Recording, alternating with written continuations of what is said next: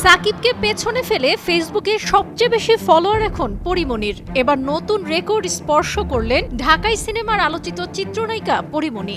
সামাজিক যোগাযোগ মাধ্যমে কার কত অনুসারী এ নিয়ে রীতিমতো পাল্লা চলে ক্রিকেটার সাকিব আল হাসান ও চিত্রনায়িকা পরিমণির ভক্তদের।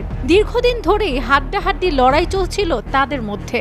অবশেষে সামাজিক যোগাযোগ মাধ্যমে জনপ্রিয়তার লড়াইয়ে এবার পরীর কাছে হার মেনেছেন সাকিব।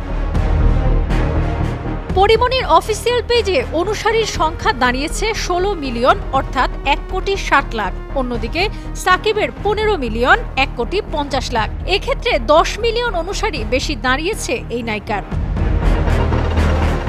গত বছর অগাস্টে ১,৬০,০০,০০০-এর বেশি অনুসারী নিয়ে শীর্ষস্থানে অবস্থান করছিলেন বাংলাদেশ ক্রিকেটের পোস্টার বয় খ্যাত সাকিব। অন্যদিকে ১,৫০,০০,০০০ অনুসারী নিয়ে তার পরের অবস্থানে ছিলেন পরি। তবে জুলাইয়ে ছাত্র আন্দোলন শুরু হলে ধীরে ধীরে কমতে থাকে এই বাঁহাতি অলরাউন্ডারের অনুসারীর সংখ্যা। বিশেষত ছাত্র ও সাধারণ মানুষের হতাহতের ঘটনায় নীরবতার পন্থা অবলম্বন এবং আওয়ামী লীগের সংসদ সদস্য হওয়ার ফলেই এমন প্রভাব পড়েছিল বলে মত দিচ্ছেন নেটিজেনদের অনেকেই। ছাত্র আন্দোলনে পরীর অবস্থান ছিল ইতিবাচক। বৈষম্য বিরোধী ছাত্র আন্দোলনের পক্ষে ছিলেন তিনি, ফলে তিনি ভক্তদের বিরাগভাজন হননি। আগের মতোই স্বাভাবিক রয়েছে তার অনুসারীর সংখ্যাও। Redmi 13 স্টাইল বানাই দুনিয়া কাঁপায়।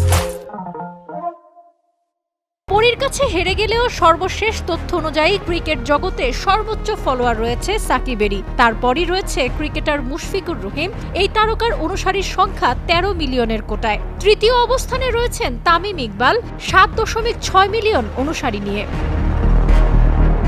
এদিকে বিনোদন অঙ্গনে শীর্ষস্থানে রয়েছেন পরিমণি, আর দ্বিতীয় অবস্থানে অভিনেত্রী মেহজাবিন চৌধুরী। তার অনুসারী ১০ মিলিয়ন। ৬.৯ মিলিয়ন ফলোয়ার নিয়ে তৃতীয় স্থানে রয়েছেন ঢালিউড মেগাস্টার সাকিব খান। রাজনীতিতে জড়ানোর ৬ মাস না যেতেই সংসদ সদস্য পদ হারিয়েছেন সাকিব। পরিস্থিতি এতটাই জটিল যে তাকে দল থেকে বাদ দিয়ে দেশে ফিরিয়ে এনে শাস্তির মুখোমুখি করতে বিসিবিকে আইনি নোটিশ দেওয়া হয়েছে।